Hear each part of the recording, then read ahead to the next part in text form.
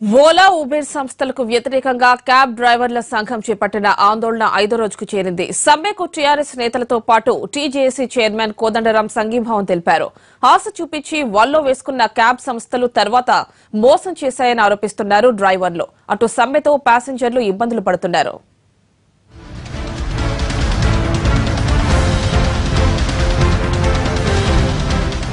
కాస్త డిపాజిట్ కట్టి లోగో వేయించుకుంటే బేరాలన్నీ సంస్థే కుదిర్చి పెడుతుంది. మీరు కేవలం డ్యూటీ చేస్తే చాలు. పని గంటలు, ట్రిప్పుల ఆధారంగా శాలరీ, ఎక్కువ పని చేస్తే ఇన్సెంటివ్స్.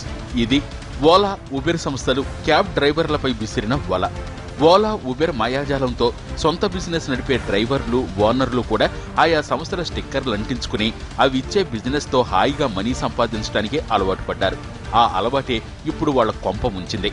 మెల్లగా సాధారణ క్యాబ్ డ్రైవర్లు, ఓనర్ల నుంచి మార్కెట్ను క్యాప్చర్ చేసిన ఓలా ఉబెర్ సంస్థలు ఇక తర్వాత విశ్వరూపం చూపించడం మొదలెట్టాయి. ముందు అందరినీ ఆకట్టుకోవడం కోసం ఆయింట్మెంట్ రాసిన ఓలా ఉబెర్ బిజినెస్ పీక్స్కు చేరగానే కొరడా జుడిపిస్తున్నాయి.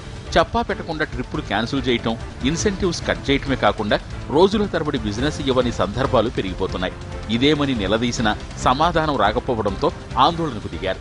ఓలా ఉబెర్ సంస్థలు ఉద్దేశపూర్వకంగా సాధారణ క్యాబులను ముంచేశాయని డ్రైవర్లు, ఓనర్లు ఆరోపిస్తున్నారు. వారి పోరాటానికి టీజేఏసీ చైర్మన్ కోదండరాం మద్దతు పలికారు.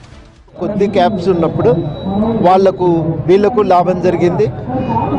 వీళ్ళు కూడా నిజంగా కావలసిన ఆదాయాన్ని పొందగలిగింది. కానీ ఏం చేసిండ్రు, వాళ్ళు విపరీతంగా క్యాబ్స్కు పర్మిషన్ ఇచ్చి ఎన్రోల్మెంట్ చేసుకొని ఇవాళ ఏం చేస్తున్నారంటే వీళ్ళందరి దగ్గర నుంచి వీళ్ళ గిరాకీ ఇప్పించినందుకు ఇన్సెంటివ్ ఇస్తారు. టారిఫ్ మీద వచ్చే ఆదాయం చాలదు. ఆ ఇన్సెంటివ్ అనేది ఎన్నో కిలోమీటర్లు రోజంతా రోడ్ల మీద ఉంటే కూడా ఇన్సెంటివ్ రాదు. ఒక్కోసారి ఆ టార్గెట్ పూర్తి చేయాలి.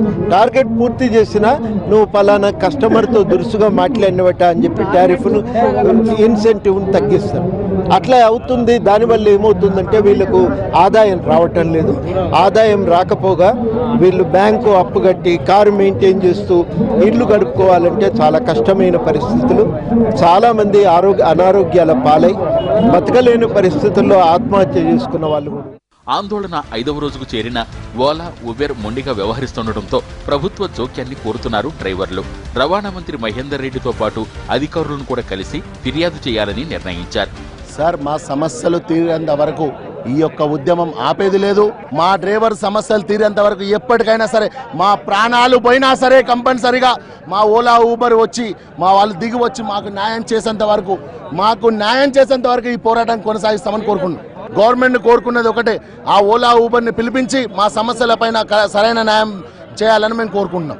మా యొక్క డిమాండ్లకు ఊబర్ ఓలా తల దించుకోకపోతే, మా సమస్యలు పరిష్కరించుకోకపోతే రేపు ఊబర్ ఓలా ఆఫీసులు ముట్టడి.